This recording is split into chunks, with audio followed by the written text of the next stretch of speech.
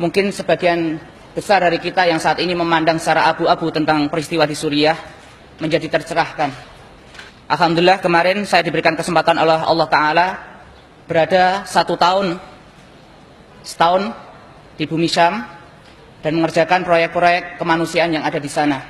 Saya ungkapkan agar kita jelas dalam memandang peristiwa Suriah ini tidak samar, karena banyak terdengar di telinga kami masyarakat yang menilai bahasanya di Suriah itu yang terjadi adalah peperangan saudara, peperangan perebutan kekuasaan, pembunuhan antara Islam dengan Islam, sehingga masyarakat jadi agak acuh dengan apa yang di Suriah ini. Padahal Bapak Ibu yang dirahmati oleh Allah Ta'ala, selama 5 tahun terakhir peristiwa Suriah ini, lebih dari 300.000 ahlus sunnah itu sudah gugur. 300.000 ahlus sunnah dalam 5 tahun ini sudah gugur dibunuh oleh Syiah Nusairiyah dan bala tentaranya. 300.000 bukan angka yang kecil. Bahkan angka ini jauh lebih banyak berlipat-lipat daripada apa yang terjadi di Palestina. Bukan berarti kita mengecilkan darah kaum muslimin. Palestina yang sekian puluh tahun dijajah oleh Yahudi, korbannya belum mencapai 100.000 jiwa. Tetapi 5 tahun di Suriah, lebih dari 300.000 ahlus sunnah sudah meregang nyawa. Dalam 2 hari kemarin, di Ghouta Syarqiyah, 2 hari, pemerintah rezim Nusairiyah menjatuhkan bom kimia, dalam 2 hari membunuh 2.500 ahlus sunnah. Di Banias, di Provinsi Latakia yang kami tempati, dalam 1 hari, orang Syiah Nusairiyah membunuh ahlus sunnah dengan pisau tajam, disembelih 1.000 orang meninggal. Tetapi banyak kita yang tidak mau tahu. Saya jelaskan bahwasanya sekarang yang berkuasa di Suriah itu bukanlah sunnah, bukanlah orang Islam. Bashar al-Assad, presiden sekarang, itu adalah pemeluk agama Syiah Nusairiyah. Apa itu Syiah Nusairiyah? Di dalam kitab Mausu'ah Muyassarah fil Adyan, Syiah Nusairiyah itu merupakan sebuah sekte yang dibentuk di masa 4 Hijriyah oleh seorang yang bernama Muhammad bin Nusair. Merupakan pecahan daripada sekte Syiah. Syiah pecah menjadi banyak sekte, dan Nusairiyah ini menjadi salah satu sekte yang paling sesat di antara Syiah. Maka dikatakan Ibnu Taimiyah rahimahullah ta'ala dalam kitab yang sama, bahkan mereka Syiah Nusairiyah lebih kafir daripada Yahudi dan Nasrani. Karena mereka meyakini dalam akidahnya bahwasanya Allah itu adalah Ali dan Ali adalah Allah. Mereka tidak meyakini sholat, tidak meyakini zakat, tidak meyakini haji. Mereka punya syariat sendiri. Dan saat ini mereka lah yang berkuasa di Suriah. Dan sebelumnya Bapak Ibu yang dirahmati oleh Allah Ta'ala, peristiwa Suriah ini bukan hanya terjadi 5 tahun terakhir. Di awal tahun 80, bapaknya Bashar al-Assad, Hafiz al-Assad, laknatullah alaihi fi qabri, semoga Allah melaknatnya di dalam kuburnya, telah membantai ahlu sunnah dalam 1 bulan lebih dari 40.000 di Provinsi Hama. Kami alhamdulillah 3 tahun terakhir kami beroperasi di sana dengan teman-teman untuk melakukan kegiatan-kegiatan di sana. Kalau kita melihat sakit sekali di sana itu, bukan hanya disembelih, bukan hanya dirudal, bukan hanya diroket, bukan hanya ditembaki. Di Maldoya, saudara kita ribuan ahlu sunnah diblokade, bantuan satu pun tidak bisa masuk, sehingga anak-anak kita di sana dibuat mati secara perlahan, mati pelan-pelan dalam keadaan kelaparan. Sehingga kalau kemarin ada yang melihat anak kita makan kucing, maka ada yang makan apa? Rumput. Itulah yang terjadi. Makan rumput di sana. Seandainya ada, saya kasih lihat di sana. Sampai makan rumput di sana. Dan kita tidak mau tahu. Inilah Syam yang dijanjikan oleh Allah Ta'ala. Tempatnya, kalau kita insya Allah orang di sini kan sudah kenal ngaji, kan kenal sunnah. Pasti di dalam hatinya merindukan as-sohbah al-islamiyah al-alamiyah. Kebangkitan Islam secara global. Kebangkitan itu dari sana, dari Syam. Sehingga kemenangan, nanti dikatakan perkara ini akan masuk kepada semua rumah yang diterangi matahari. Itu bermulanya dari Syam sana, bukan dari Indonesia. Apa yang kami lakukan di sana Bapak Ibu? Pertama, kenalkan nama lembaga kami, Misi Medi Suriah. Nanti silahkan yang punya Facebook diambil informasinya, Misi Medi Suriah di sana, kegiatan kami di sana. Pertama kali kami di sana adalah untuk ngurusi rumah sakit lapangan, mendatangkan dokter di sana. Karena banyak rakyat sipil mujahidin ini terluka. Kita buat rumah sakit lapangan. Tetapi ternyata dalam perjalanan waktu, bukan hanya orang sakit di sana masalahnya, orang kelaparan, orang Orang kedinginan ketika winter, ketika apa? Musim dingin. Orang anak-anak putus sekolah. Akhirnya kita membuat program yang banyak di sana. Alhamdulillah hingga detik ini kurang lebih 30 miliar sudah kami salurkan di sana dari lembaga kami. Apa saja? Namanya misi medis. Sekarang kami membuat ma'had Quran, ma'had penghafal Quran yang pertama dari Indonesia untuk rakyat Suriah. Dan selama 1 tahun lebih kami telah membuka pabrik roti. 2 pabrik roti kami operasikan karena orang-orang kelaparan, tidak ada roti di sana. Waktu itu mereka mengatakan, ya akhi, kami kelaparan, bisa tidak kami dibantu? Kami bingung karena kami cuma ngurusi medis. Karena ongkos operasional sebulan itu $15.000. Sementara kami lembaga kecil. Saya katakan kepada pimpinan, gimana ini? Orang-orang sudah kelaparan ini. Mujahidin kelaparan, orang sipil kelaparan. Bismillah. Akhirnya dengan izin Allah 1 tahun lebih kita memberi makan orang-orang di sana termasuk mujahidin. Kenapa? Masya Allah saya katakan, dari dana para muhsinin yang dimakan oleh orang-orang yang ribat, orang yang jihad. Maka saya katakan, insya Allah saya katakan sebagaimana yang Rasulullah SAW sabdakan, man jahaza ghazian faqad ghaza. Siapapun orang yang membekali orang yang berjihad di jalan Allah, dia dicatat amalan jihad fisabilillah. Berat di sana. Orang dijauhkan dari din, orang dibunuhi. Bagaimana tidak Bapak Ibu? Ini saya katakan, saya malam itu saya menggendong seorang anak kecil, saya timang-timang. Saya timang-timang bermain itu ke tempat kita, saya timang-timang, saya ajak main. Paginya datang ke klinik kita dalam keadaan kepala terbelah, otak berhamburan karena terkena bom. Seorang anak kecil. Dilihat di depan mata saya. Hari ini saya rangkulan dengan seorang kawan di sana, besok kepalanya sudah tembus terkena tembakan sniper di sana. Dan di sana dihujani bom. Seandainya tahu bom itu seperti apa, masjid ini 2 atau 3 lantai, 1 bom itu cukup untuk menghancurkan sampai ke basement, lantai bawah. Sementara waktu itu Ramadan, saya hitung dalam 1 bulan kurang lebih 650 bom dijatuhkan ke tempat kami. Di Halab, di kota Aleppo, 1 hari 100, kalikan 1 bulan 3.000 bom. 1 bom menghancurkan 3 lantai sampai ke basement. Itu yang terjadi sampai saat ini. Dan mereka sekarang apa? Dibantu oleh kaum Majusi dari Syiah Iran. Syiah Irak datang, Syiah Yaman datang, Syiah Afghanistan datang, orang komunis datang, Amerika datang, semuanya membunuh Al-Syam. Dan kita di sini mengatakan tidak ada apa-apa terjadi di sana. Saya katakan, kenapa kita harus membantu? Saya berikan alasan, saya berikan cerita. Demi Allah, wahai ummahat, para bapak-bapak ataupun kakak-kakak di sini punya murid, ceritakan kepada mereka, kenapa kita harus membantu Al-Syam? Saya datang ke sebuah masjid. Waktu itu kita ingin membenahi sound system di sana. Dari balik masjid ada suara anak-anak mengaji. Anak-anak mengaji. Saya tanya sama seorang ikhwan di sana, Afan akhi itu siapa? Anak-anak sedang mengaji. Ikhwan ini kemudian menyambung cerita, ya akhi, antum tahu? Kamu tahu siapa yang ngajar anak-anak itu? Afan anak nggak tahu. Itu seorang ummahat, seorang ibu yang suaminya di awal medan jihad syahid.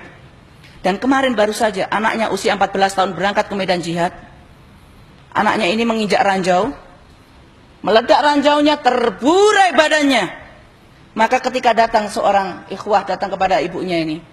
Wahai ibunda, wahai bibi, ada berita untukmu. Berita apa? Anakmu di medan pertempuran menginjak ranjau dan meninggal. Ibu ini mengatakan apa? Seorang janda ini. Alhamdulillah Allah telah menerima anakku sebagai seorang syahid. Apakah tidak layak mereka dibantu Bapak Ibu? Hari itu kami dengan teman-teman, kami biasa ke kamp pengungsian. Ke kamp pengungsian untuk melakukan apa? Pengobatan kepada anak-anak di sana atau penghuni di sana. Waktu itu kami mendapat jadwal di perbatasan Turki, masih masuk Suriah. Namanya kamp itu adalah kamp pengungsian Ummahatul Mukminin. Di mana yang tinggal di situ semuanya adalah janda syuhada. Semua suaminya itu syahid di medan jihad. Mereka tinggal di kamp-kamp pengungsian. Keadaan lapar. Mereka kesehatannya sudah kacau semuanya. Kami datang ke situ. Kalau kami datang, itu kita punya tim dokter masuk kan di kamp pengungsian, saya tidak masuk. Saya berada di luar. Saya berada di luar. Dan kebiasaan saya, kalau ke sana, saya bawa tas ransel paling besar itu, yang ukuran 15 kilo. Saya datang ke sana, saya penuhi itu semua dengan biskuit atau dengan kue. Karena anak-anak camp kan banyak sekali. Untuk sekedar menghibur mereka. Ketika datang saya kumpulkan, ayo anak-anak, ayo hal atfal, ta'alu huna. Ayo, kumpul sini sama paman. Paman ingin mendengar satu-satu dari kalian yang bisa menghafal Al-Quran, saya berikan biskuit ini. Yang bisa menghafal hadis satu, saya berikan biskuit ini. Mereka mulai, hafalan surat ini, hafalan surat itu. Mereka saya berikan. Sebenarnya sih, apa sih arti biskuit satu paling 2.000 di sini.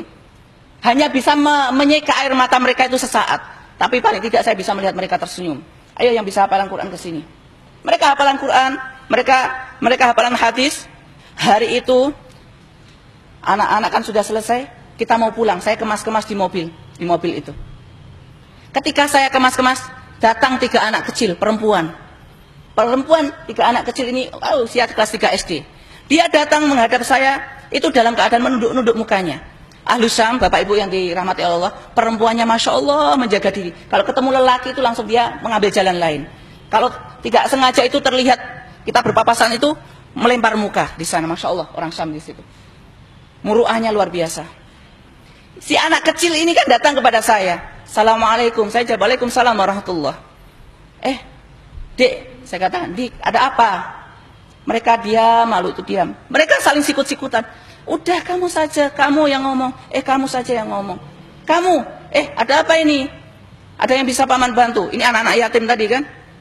Tadi belum dapat biskuit kan, masih ada sisa. Nih, kalau ada yang belum dapat biskuit nih, paman masih ada nih, saya kasih nih. Oh tidak paman, kami sudah dapat biskuit tadi, sudah ambil. Terus kalian mau apa? Paman, mereka diam. Mau apa? Saya kira kan namanya anak yatim. Rumah tidak ada, rumahnya sudah hancur ini. Paling yang minta ini, minta itulah. Saya tanya, minta apa nak? Ngomong sudah, nanti paman bantu kalau bisa. Paman Abu Zubair. Ya, Paman Abu Zubair bawa mushaf Quran tidak? Saya kan kaget. Mushaf Quran untuk apa kan dalam hati saya? Untuk apa saya katakan? Mushaf Quran untuk apa? Untuk kalian untuk diapakan mushaf Quran? Masya Allah, dengarkan baik-baik wahai ummahat, wahai para bapak. Mereka anak-anak yatim ini mengatakan, Paman Abu Zubair, demi Allah kami itu ingin sekali menghafal Quran, tapi di kamp pengungsian tidak ada Al-Quran di sana. Bisakah Paman berikan Al-Quran untuk kami? Waktu itu saya sudah tergoncang hati saya, air mata sudah deras menata, sudah hancur hati saya waktu itu. Betul-betul sudah. Seorang anak yang rumahnya hancur, ayahnya meninggal dalam keadaan susah, mengatakan di hadapan saya, Paman punya mushaf Quran tidak? Kami ingin menghafal Quran tapi tidak ada di kamp pengungsian. Saya katakan waktu saya menangis, saya katakan, demi Allah, tunggu sebentar. Paman hari ini tidak bawa, tapi insya Allah kalau kesini Paman bawakan untuk kalian. Saya pulang itu menangis, bukan menangisi mereka, demi Allah saya menangisi diri saya. Dan waktu itu saya menangisi apa yang saya tinggalkan di Indonesia. Anak-anak yang dilalaikan dilalaikan dari Al-Quran. Menangisi saya Indonesia dalam keadaan aman. Saya pulang sudah kalut pikiran saya. Saya balik sana lagi, saya bawa lagi itu biskuit 1 ransel. Saya bagikan qadarullah wa masya'a fa'ala. Saya lupa. Saya bagikan biskuit. Mereka datang lagi anak 3. Saya sudah rasa, aduh Masya Allah, anak lupa. Paman, Qurannya mana? Langsung gitu kan. Afan, Paman lupa Qurannya, nggak bawa. Waduh, mereka menangis itu di hadapan saya. Paman itu kan kemarin sudah ada yang dibawakan mushaf. Kenapa sekarang tidak dibawa? Paman lupa. Insya Allah besok Paman bawakan. Akhirnya, besok saya, walaupun tidak ada jadwal, saya menyengaja datang ke sana. Saya bawa Quran 1 ransel, bukan untuk 3 anak, tapi 1 ransel. Saya datang ke sana. Wah, Masya Allah, Paman Abu Zubair datang. Saya bawakan. Ya, kalau kemarin minta mushaf siapa?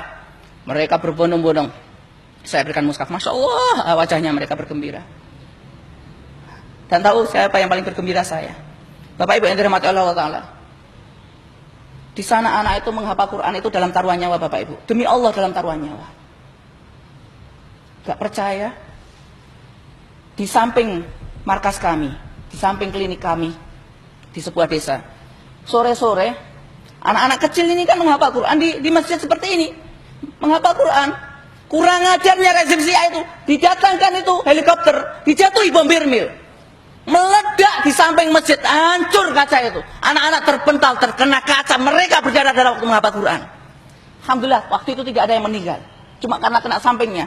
Tetapi bulan Sya'ban kemarin, di Dar'a, puluhan anak menghafal Quran. Sedang mereka menghafal Quran dalam halaqah. rezim laknat ini, mereka meluncurkan rudal jelajah dalam jarak sekian kilo tanpa ada muqaddimah, tidak ada suara, dihancurkan masjid itu. 23 anak langsung syahid waktu menghafal Quran.